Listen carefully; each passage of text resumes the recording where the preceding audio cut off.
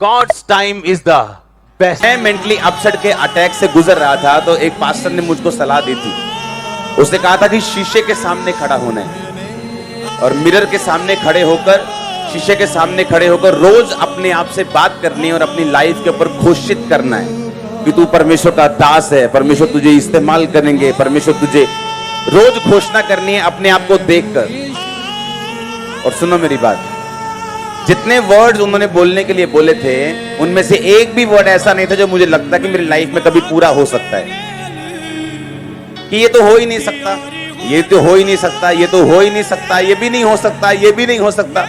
इतना वीक और इतना लो उस समय मैं अपनी लाइफ में फील करता था और है भी था।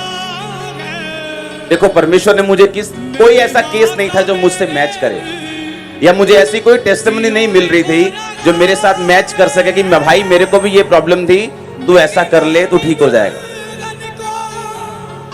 एक भी नहीं। और मेरी प्रॉब्लम क्या थी कि शैतान एक क्वेश्चन लेके आता था और मेरे दिल में डालता था और उसके बाद मैं उस पर बहस करता था दिल में ही। और इस वजह से मेरा डिप्रेशन बढ़ता जा रहा था क्योंकि हर वक्त मैं अंदर सोचता रहता था और शैतान की बातों का जवाब अंदर मन में देता था।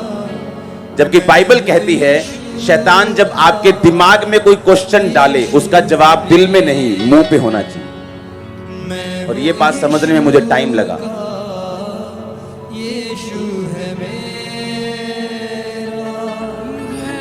और फिर एक दिन जब मैंने वचन पढ़ा तो वचन में लिखा था अपने मन की बातें खोलकर यहोवा से कह।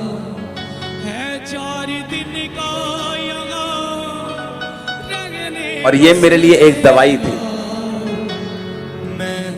सुनो, अपनी मन की बातें खोलकर किससे कहे कि अपने मन में उधड़ बिन लगा रहे। तो पवित्र आत्मा ने मुझे समझाया कि आज के बाद जब भी शैतान तेरे पास आए तो मन में उसके साथ कभी भी बहस नहीं करनी, उसे बोलकर बताना है। और जो भी तेरे को दिक्कत हो उसे खोलकर शब्दों में पूरी तरह से फीलिंग समेत परमेश्वर को बताना है। वो दिन था। कितनी बार 40 रोजे लगे होंगे, कितनी कितनी प्रेयर लगी होगी, कितना मैंने रोया होगा, कितना सीखा होगा, कितना इंटरनेट पे ढूंढा होगा। परमेश्वर ने वो जेन्युइननेस देखी, परमेश्वर ने वो हार्ट देखा कि ये छूटना चाहता है और मेहनत कर रहा है और परमेश्वर ने छुटकारा किया।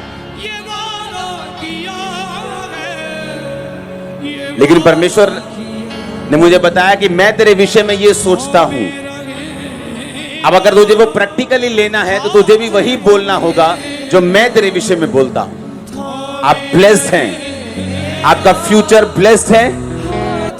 सोच आपको डराएगी, सिचुएशंस आपको धमकाएंगी, लेकिन आपको अपना ध्यान वर्ड के ऊपर रखना होगा। जो वचन कहता है वो ही फाइनल है। आपकी रिपोर्ट झूठ बोल सकती है, आपकी परिस्थितियां झूठ बोल सकती हैं, वचन कभी झूठ नहीं बोल सकता। उस समय मेरी सेंस यही कहती थी कि हाँ, मैं लो फील कर रहा हूं क्योंकि मेरी लाइफ में इतनी सारी बीमारियां और प्रॉब्लम्स हैं और वो सच में हैं, तो ये झूठ तो नहीं है। लेकिन परमेश्वर का वचन कहता है उसके कोड़े खाने से तू चंगा हो चुका है। अब मुझे या तो अपने सेंस के हिसाब से चलना है और या तो मुझे फिर परमेश्वर के वचन के हिसाब से चलना है। आज दिन है, कोई डिप्रेशन नहीं, लेकिन इसे सीखने में मुझे शायद God's time is the best.